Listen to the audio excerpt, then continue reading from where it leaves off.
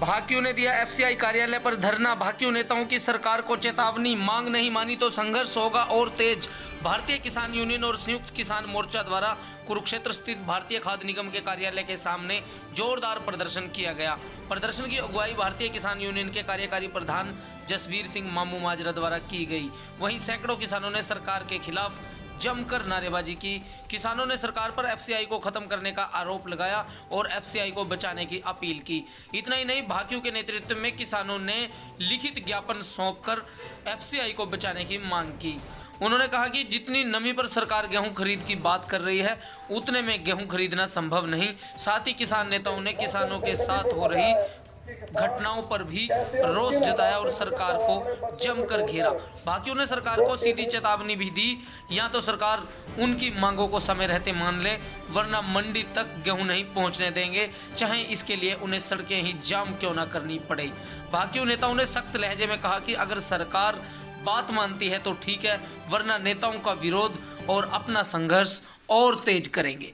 जी, केंद्र सरकार ने 3 काली कृषि कानून लादने के साथ साथ जो किसान को प्रारंभिक स्थिति में ख़त्म करने का काम किया है, वो दूसरे स्टेज पे सरकार ये जो एजेंसियां हैं, सरकार ये तो कह रही है कि एमएसपी थी, एमएसपी है, एमएसपी लागू रहेगी, लेकिन सरकार अगर ये एजेंसियों को तोड़ देगी तो एमएसपी किसके माध्यम से सरकार रखेगी, ये सबसे बड़ा सवाल है।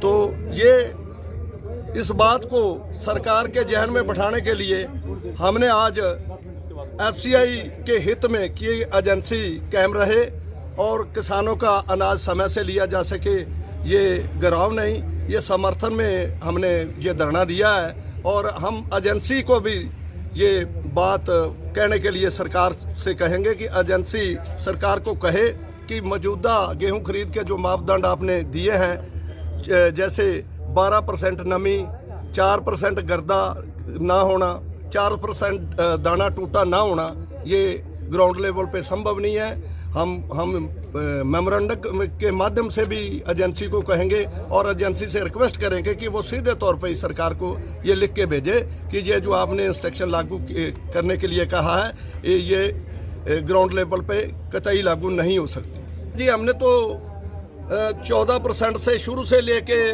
14% पे बेचने से पहले 16% हुआ करता था।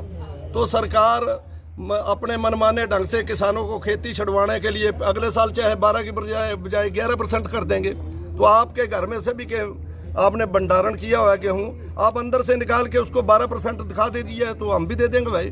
तो इतना सूखा जो मॉइस्चर है, मॉइस्चर एक कुदरती चीज़ है और इन दिनों में मॉइस्चर हमारे काफ़ी होता है यहाँ। अब हमने कोई वो प्लांट तो लगा नहीं रखा कि उसमें गेहूँ को आके लाएंगे।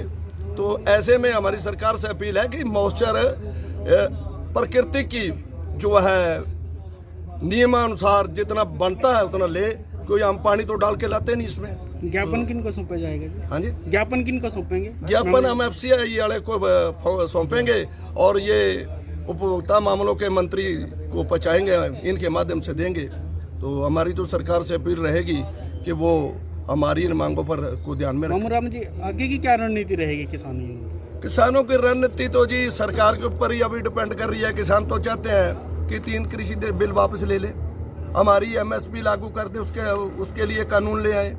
और जो है जो आज से पहले 5-7 साल पहले जो परिस्थितियों में देश चल रहा था, उसी अनुसार देश को चलने दे। वो देश हित में भी होगा, जनहित में भी होगा, मेरे हित में भी होगा, सर्व कर्मचारी के हित में भी होगा। तो हम तो ये अपील करते हैं कि सरकार इसको 3 कृषि बिलों को रद्द कर दे, एमएसपी की गारंटी दे दे और हम अपने खुशी खुशी घर चले आए। हम भी आराम से बैठे और सरकार भी अपना आराम से सरकार चले आए। हमने किसानों ने कोई राजनीति तो करनी ही नहीं है, हमने तो केवल और केवल अपने बिल वापस करवाने हैं। इसमें कई बार सरकार को ये ऐसा लगने लगता है ये शायद राजनीतिक लोग हैं, ये शायद खालिस्तानी हैं, ये शायद पाकिस्तानी हैं, या ये दिहाड़ी के किराए के मजदूर हैं। ऐसा कुछ नहीं है। हम करोड़ों वर्षों से जो हमारे पूर्वज खेती करते हैं, उन्हीं के आधार पर अपनी ज़मीनों पर बैठे हुए हैं और खेती कर रहे हैं।